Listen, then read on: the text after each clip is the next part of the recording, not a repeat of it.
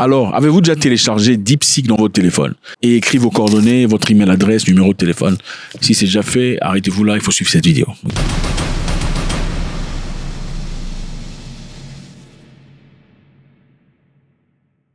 C'est quoi DeepSeek? DeepSeek, c'est un modèle de langage créé par les Chinois. C'est un modèle AI qui fait rage dans le monde. Tout le monde en parle. Ça fait chaud et ça dérange beaucoup de personnes. Je pense qu'il est très intéressant qu'on parle de ce sujet pour qu'on essaie de comprendre un tout petit peu où on va. DeepSeek est un modèle AI. Enfin, excusez-moi, des fois je dirais AI ou AI. AI, c'est pour vous les Français, hein. AI, intelligence artificielle. Moi, je suis anglophone, donc j'essaie de vous faire une vidéo en français. Il m'arrivera de temps en temps de dire AI. Vous comprenez la signification. OK. Alors, pourquoi DeepSeek dérange? DeepSeek dérange parce que avant DeepSeek, il y avait ChatGPT, fabriqué par l'entreprise OpenAI. OpenAI est en train de travailler dans multiples projets où on a investi plus de 100 milliards de dollars.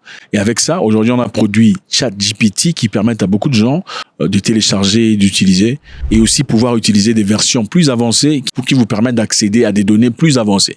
Mais ces versions avancées sont payantes. Contrairement à DeepSeek, qui aujourd'hui à un niveau très similaire, si pas meilleur que ChatGPT, DeepSeek vous donne des réponses à vos questions, mais c'est open source, c'est-à-dire gratuit. Vous pouvez aussi avoir accès au code pour développer DeepSeek comme bon vous le semble.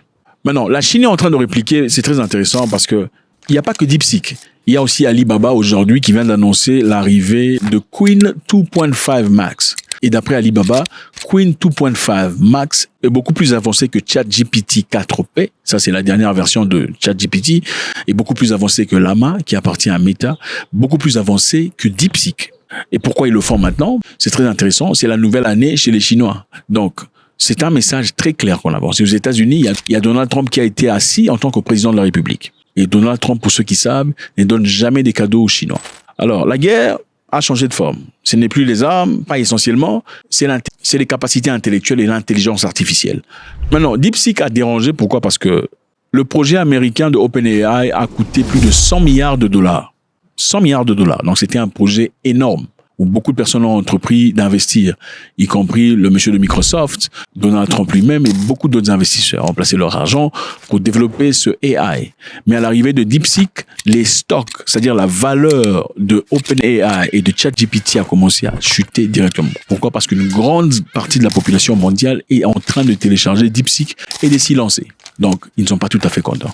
Et avec ça, évidemment, la réplique américaine a commencé.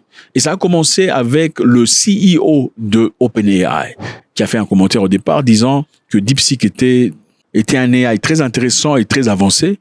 Aujourd'hui, il a fait des grosses accusations disant que DeepSeek s'est servi de OpenAI pour entraîner et modeler leur modèle de AI. Vous comprenez? Donc, DeepSeek s'est servi de son entreprise, de son intelligence artificielle pour entraîner les applications de DeepSeek. N'est-ce pas ce que lui-même fait, généralement? C'est ce qu'ils ont fait pour entraîner ChatGPT. Ils se sont servis des données, quelquefois copyrightées, les histoires étant des biens privés des créateurs. Ils ont pris beaucoup de matériel sur Internet qui ne leur appartenait pas, dont ils n'avaient pas l'autorisation pour entraîner leur ChatGPT. C'est avec ça qu'ils ont pu fabriquer cette histoire, cette AI. On a modelé cette AI par rapport aux éléments qu'ils ont trouvés sur Internet. Donc, ils ont branché dans beaucoup de structures, beaucoup d'éléments privés sans autorisation pour développer leur intelligence artificielle. Ce sont des choses que lui-même Al Simon a reconnues après l'accusation de plusieurs travailleurs qui quittaient finalement l'entreprise. Donc, les Américains se plaignent d'une entreprise pour modeler leur intelligence artificielle. Les États-Unis se plaignent parce que quelqu'un a appliqué sa propre technique. Vous voyez un peu où on va. Donc, c'est bien quand moi je me sers de vos éléments, votre littérature, votre intelligence, sans en recevoir l'autorisation, mais quand une autre personne le fait sur moi, alors là, ça pose problème. Eh ben, Microsoft est en train de faire une investigation là-dessus. Pourquoi? Parce que Microsoft a investi dans OpenAI. Ils ont mis des milliards de dollars. Ils ont commencé une investigation pour finalement tirer des conclusions sur le plan diplomatique. Alors, qu'est-ce que ça veut dire? C'est-à-dire que le bureau de Donald Trump a aussi commencé son investigation. Ils ont engagé un tsar spécialiste dans l'intelligence artificielle et la crypto-monnaie.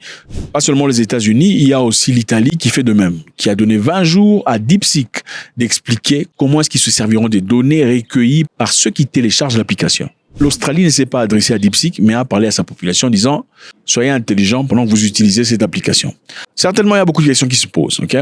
Généralement, si l'histoire est gratuite, c'est-à-dire c'est vous le produit, ou c'est vous le résultat qu'on cherche. Maintenant, DeepSeek est gratos. On se pose des questions. Comment ça se fait? Alors, lorsqu'on sait que DeepSeek est en train de récolter des données, donc ils ont votre email adresse, votre date de naissance, votre numéro de téléphone, votre historique de discussion, c'est-à-dire votre historique de chat. Oui, tout ce que vous écrivez dans le chat, s'il y a DeepSeek dans votre téléphone, ils peuvent voir ce qui se passe dans votre chat, le système opérateur que vous avez. Okay? Si c'est un iPhone OS, je sais pas, machin, histoire, ou c'est Android, ils savent.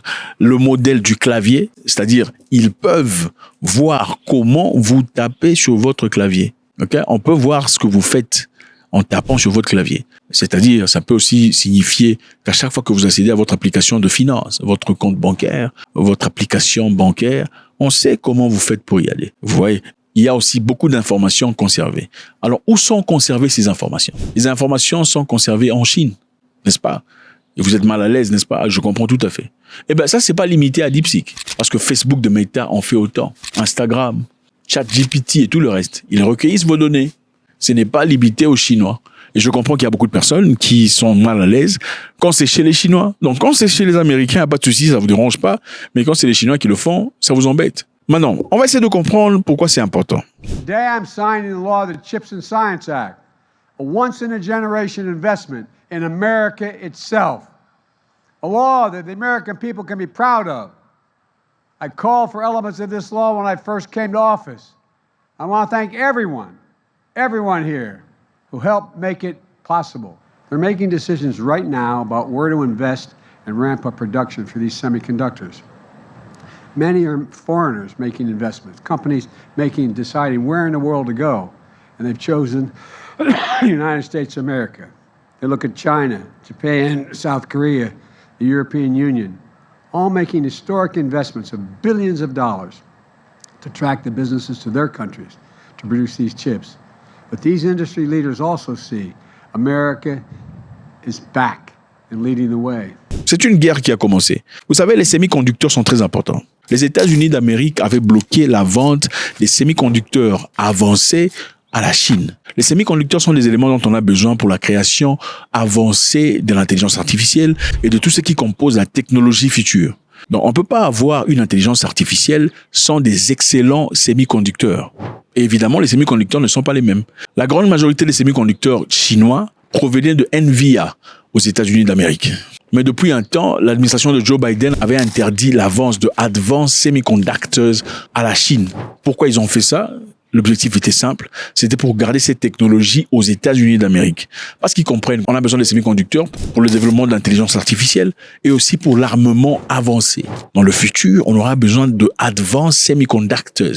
C'est celui qui sera le meilleur.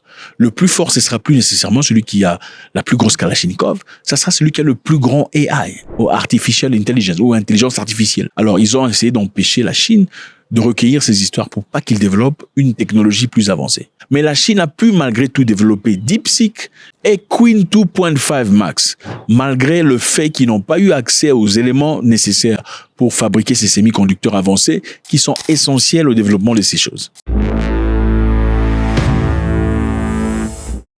Aux États-Unis d'Amérique, il a fallu 100 milliards de dollars pour développer OpenAI, ChatGPT, le projet dans lequel ils sont noyés à l'instant même. En Chine, on a dépensé 6 millions de dollars et en quelques mois pour développer la même application, si vous désirez, la même intelligence artificielle, si pas avancée. Et ça dérange. Faut-il directement aller chez les Chinois, c'est-à-dire télécharger DeepSeek et commencer à poser des questions? Très important, il faut essayer de comprendre comment ils se feront de l'argent. C'est OpenAI, pourquoi? Qu'est-ce qu'ils pourront gagner de cette histoire? C'est une interrogation très essentielle. Mais en regardant DeepSeek, il y a des questions qui se posent aussi. Quand vous posez à DeepSeek des questions relatives au gouvernement chinois, il ne vous répond pas. Quand vous posez des questions personnelles sur la personne de Xi Jinping, président de la Chine, DeepSeek ne vous répond pas. C'est-à-dire que DeepSeek, bien qu'elle soit OpenAI, c'est-à-dire disponible à tous ceux qui ont les capacités de code, reste une application liée au gouvernement chinois. Donc c'est avantageux pour les Chinois. Jusque-là, on n'a pas encore compris. Je vous rappelle encore ici que Microsoft est en train de faire une investigation pour essayer de comprendre si DeepSeek s'est servi de ChatGPT pour améliorer ses capacités. Maintenant, qu'est-ce que ça veut dire? Ça veut dire que chaque pays ou chaque hémisphère fabriquera ce qu'il y a comme AI pour ses intérêts personnels. Et où en sera l'Afrique dans tout ça? Pendant que les présidents sont en train d'acheter des grosses villas, des grosses voitures, des grosses maisons à leur deuxième, troisième, quatrième femme que personne ne connaît. Il faudrait investir dans l'intelligentsia. Parce que l'homme le plus fort, le pays le plus respecté sera celui qui possède les technologies les plus avançées. God bless.